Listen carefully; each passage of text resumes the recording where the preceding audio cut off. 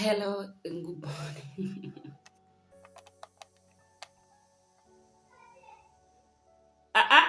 Asikuje na shoot.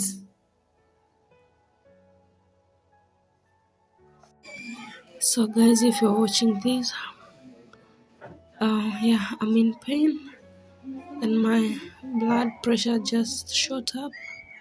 It's at 144.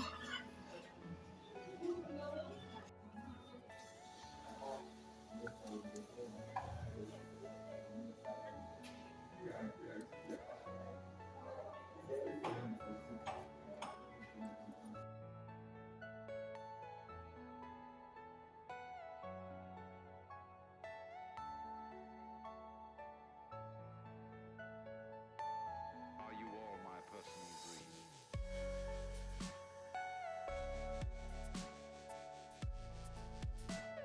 dream? This video, you already know what we are going to talk about, and this is something that we normally don't like to talk about as a family. And I believe by me talking about it, um, it will help me heal. I believe I haven't healed fully. Uh, it's almost 10 months since the incident happened. Yeah, on 15th August, it will be exactly 10 months. Yeah. So I want to start from when we knew we were pregnant. So last year, at around March, end of March, that's when I started getting sick, experiencing these nausea here and there. Then we tested and we were expectant. Yeah, so I started attending the clinics like any other person will do. Then everything was normal. The baby was okay. My temperatures, not temperatures, my pressures were okay, and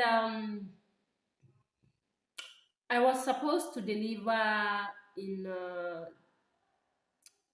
there in late November, early December. Yeah, so I attended the clinics. Everything was normal. The pressures were normal, like all through. I was okay, like it was a normal pregnancy.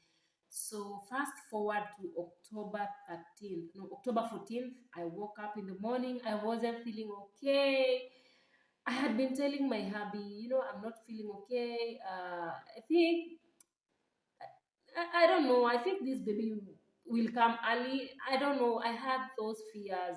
I don't know. So sometimes you can feel it. So fast forward to October 14th, I woke up. I wasn't feeling okay. I was throwing up. My stool was loose, and I had this cramping up here on my tummy. Oh, guys, we have a new tea. Anyway, that aside, so I decided to take my breakfast. I mean, it wasn't going down here, so I went out with my chair. I sat there, and then I felt like I was losing it. So here's the thing: I had this pain which was pushing my pregnancy. So at that point, I didn't know what was happening because the previous day I had come from my clinics and everything was okay. So I went to my neighbor, and then she was like, "Have you tested for pressure?" And then I was like, in the I was at the clinics yesterday and everything was okay. And then she advised me, you know what, you should go and test for pressure. So I called my hubby, he came. Then we rushed to the hospital. Remember, I had not even packed my bag because, according to me, I knew there was still plenty of time for me to do that because that was in October and I was supposed to deliver in late November, early December. So I still had time, according to me. I had not even finished shopping. Now, here's the thing, I had even planned to do a shoot. Hey, which never happened. What? Okay, so we go to the hospital. I will mention the hospital names here. I won't sugarcoat anything. And guys, if you had a nice experience with the hospitals that I'll be mentioning here, that's good for you. I'm happy for you. But for me, this is it's what it is. I won't sugarcoat anything here. Yeah, so I was rushed to Jacaranda. So in Jacaranda, the one in Maziwa, Kawa West. So that's where I gave birth to my firstborn. So that's where I've been attending my clinics, you see. So I was comfortable with that hospital. So we rushed there, and I was in so much pain until one nurse gave me some bed to lie on because I was in so much pain. And remember, my baby is not yet full term at that time. So they gave me a bed as I wait for the gyna because there was a long queue. So in about 45 minutes, I was 45, 1 hour later, I saw the gyna. So the gyna checked me and he was like, you haven't dilated. You need to go home and wait for 37 weeks. So he advised us to go home and wait for 37 weeks. So here is the thing. The reason why I was rushed to the hospital was because my pressure had shot. Here is a gyna telling me to go back home and wait for 37 weeks because I haven't dilated. So I saw them arguing with a nurse who has been attending to me. Like I used to, to get her most of the time when I attended the clinics. So I see them. They were not arguing per se, but there was something that they were discussing, which was lengthy. You see, they were discussing that while looking at me. So there's this window. Is it a window? It's a window, yes, on the pharmacy side. So I could see them inside. They were looking at me while talking. So I could tell something was not okay. So the lady comes back 30 minutes later and she tells me, you know what? Take these meds and don't go home. Kindly just look for a hospital where they can attend to you because here we do not accept emergency cases. Yeah, that's the norm with Jacaranda. They don't take in emergency cases. So my case was an emergency. So the lady advised me not to go home. She really insisted on that. Don't go home because pressure and pregnancy don't go well. So here I am. My hubby asks me, what should we do? I told him, we should listen to what she's saying. So I had not eaten anything. Yeah, so sorry guys about that. The baby had woken up. So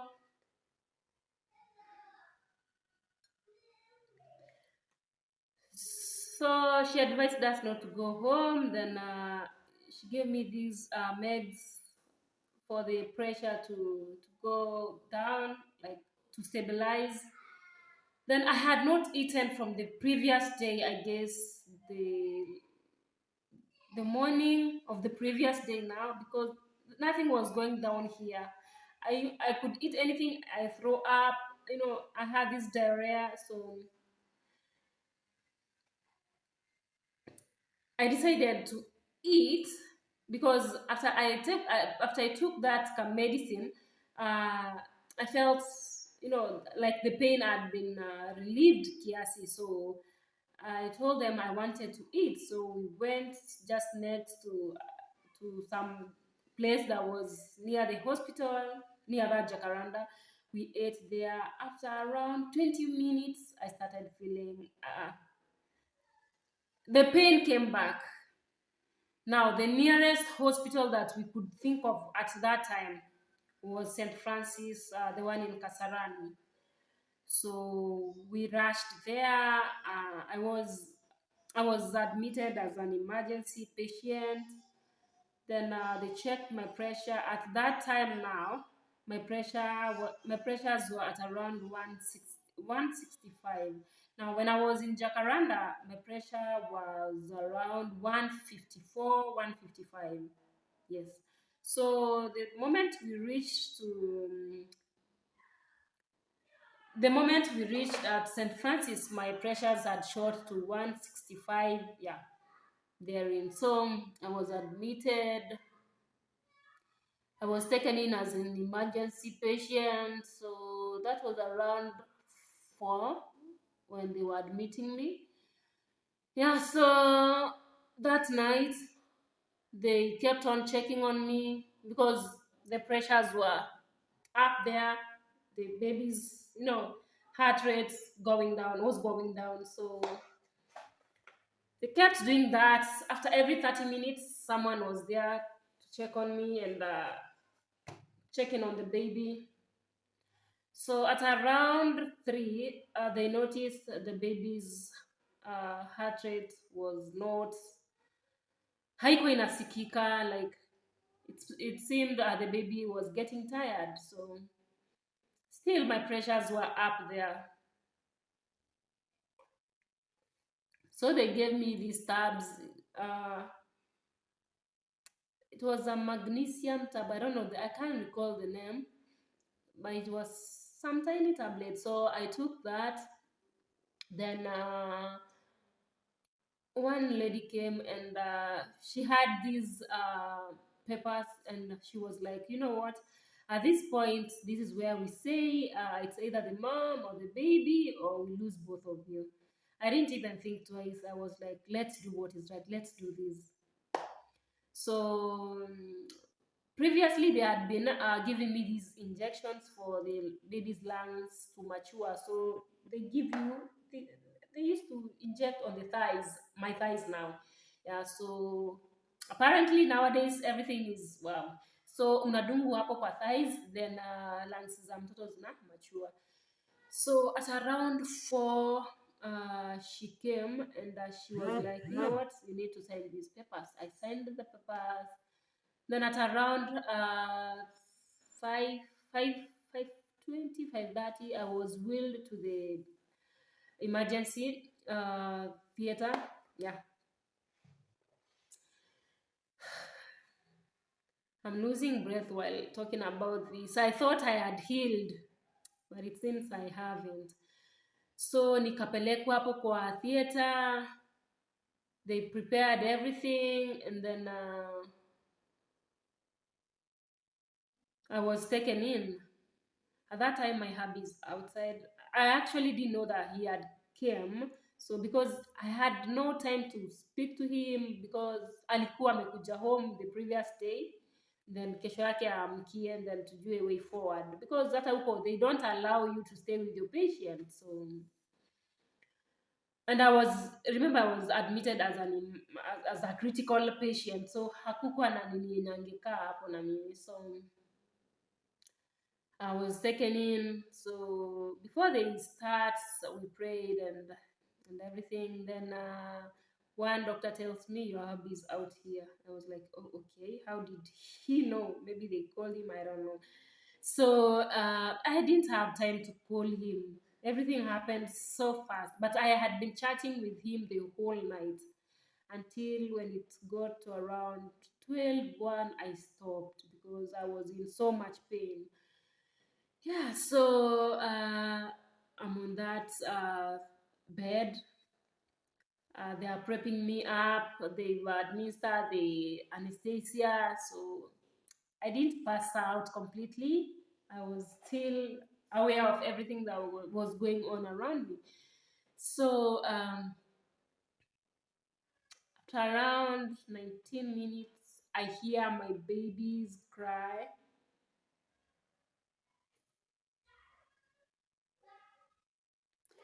So I had the cry the first time. Actually, they just removed the baby. They showed me they didn't place her here like they normally do.